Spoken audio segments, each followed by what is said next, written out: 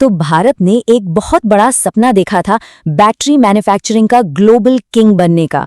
एक ऐसा सपना जो मेक इन इंडिया को नई ऊंचाइयों पर ले जाता। पर सवाल ये है कि क्या वो सपना सच हुआ? आज हम इसी की पड़ताल करने वाले हैं कि उम्मीदों और हकीकत के बीच आखिर फासला कितना बड़ा है। आज हम देखेंगे कि वो बड़ा दाव क्या था, फिर जमीनी हकीकत को जानेंगे और ये भी समझेंगे कि आखिर कौन सी बाधाएं रास्ते में आ गईं। इसमें चीन का क्या रोल है और सबसे जरूरी, अब आगे क्या होगा? चलिए शुरू करते हैं।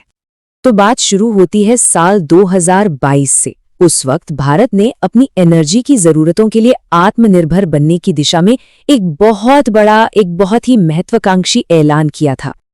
ये ऐलान था एक खास स्कीम का, जिसे हम PLI स्कीम के नाम से जानते हैं, मतलब प्रोडक्शन लिंक्ड इंसेंटिव। सरकार ने कहा कि जो भी कंपनी भारत में एडवांस्ड केमिस्ट्री सेल बैटरी बनाएगी, उसे खास तौर पर सरकारी मदद और फायदे दिए जाएंगे। और लक्ष्य कोई छोटा मोटा नहीं था।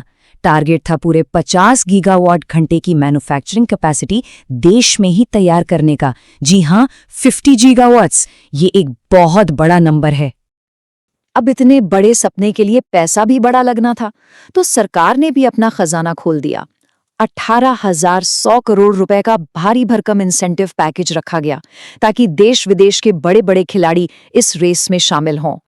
और सिर्फ इंडस्ट्री ही नहीं, इससे इकोनॉमी को भी एक जबरदस्त बूस्ट मिलने की उम्मीद थी।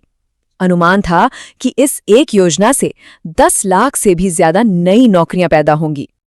तो इस बड़े मिशन के लिए 4 कंपनियों को चुना गया: ओला इलेक्ट्रिक, हुंडई, राजेश एक्सपोर्ट्स और रिलायंस न्यू एनर्जी। इन्होंने मिलकर पूरे 50 GVH का टारगेट पूरा करने का जिम्मा उठाया। तो ये तो थी प्लानिंग, बड़े बड़े वादे और ऊंची उम्मीदें। लेकिन अब वक्त है एक रियलिटी चेक का। चलिए देखते हैं कि 4 साल बाद जमीन पर क्या बदला है। ये आज हमारी पड़ताल का सबसे अहम सवाल है कि इतने बड़े प्लान के 4 साल बाद आखिर नतीजा क्या निकला। और ये जो आंकड़ा स्क्रीन पर है वो सच में चौंकाने वाला है। 50 GVH के विशाल लक्ष्य में से अब तक सिर्फ 2.8% क्षमता ही चालू हो पाई है। मतलब 97% से ज्यादा काम अभी भी बाकी है। और ये फासला सिर्फ मैन्युफैक्चरिंग में ही नहीं है। जहां 10 लाख से ज्यादा नौकरियों का वादा था, वहां असल में सिर्फ 1100 के करीब नौकरियां पैदा हुईं और इन्वेस्टमेंट भी टारगेट का सिर्फ 1/4 ही आया है। तो अब ये समझना जरूरी है कि आखिर ऐसा हुआ क्यों? प्लान और प्रोग्रेस के बीच ये इतनी बड़ी खाई कैसे बन गई? चलिए इसकी तह तक जाते हैं। दिक्कतें कई थीं। पहली तो थी बहुत ही एग्रेसिव टाइमलाइन। सिर्फ 2 साल में फैक्ट्री खड़ी करना, वो भी नए प्लेयर्स के लिए, बहुत मुश्किल साबित हुआ। फिर एक और बड़ी शर्त थी कि 5 साल के अंदर 60% सामान देश में ही बनाना होगा, जो कि एक नए इकोसिस्टम के लिए एक बहुत ऊंचा टारगेट था।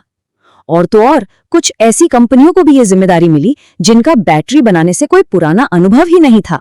जैसा कि द कोर के इस विश्लेषण में भी कहा गया है, ये पूरी स्कीम मुश्किल शर्तों, अप्रूवल में देरी और ब्यूरोक्रेसी के चक्करों में कहीं ना कहीं उलझकर रह गई। लेकिन बात सिर्फ अंदरूनी दिक्कतों की नहीं थी। एक बहुत बड़ी चुनौती बाहर से भी आई, जिसका नाम है चीन और उस पर हमारी निर्भरता। देखिए, मेक इन इंडिया का नारा अपनी जगह है, लेकिन कड़वी सच्चाई ये है कि बैटरी का जो दिल होता है, यानी उसका सेल, उसके लिए आज भी हम लगभग 100% इंपोर्ट पर निर्भर हैं। और ये निर्भरता हर कदम पर एक मुश्किल खड़ी करती है। चीन से टेक्नोलॉजी मिलना मुश्किल है, उनके एक्सपर्ट्स को वीजा मिलने में देरी होती है, जरूरी रॉ मटेरियल जैसे लिथियम के लिए भी हम चीन पर निर्भर हैं, और हमारे 75% बैटरी सेल्स तो सीधे चीन से ही आते हैं। तो इन सब चुनौतियों को देखते हुए अब सवाल उठता है कि आगे का रास्ता क्या है? क्या इस सपने को बचाया जा सकता है? देखते हैं कि एक्सपर्ट्स की क्या राय है। ये सरकार के ताज़ा आंकड़े हैं जो कहानी को और भी साफ कर देते हैं। 40 GVH की आवंटित क्षमता में से सिर्फ 1 GVH ही अब तक जमीन पर उतर पाया है। बाकी कंपनियों का खाता अभी तक खुला भी नहीं है।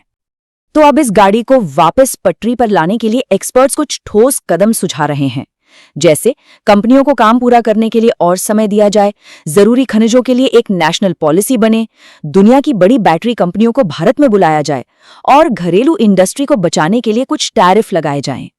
लेकिन एक अच्छी खबर भी है, उम्मीद अभी पूरी तरह खत्म नहीं हुई है।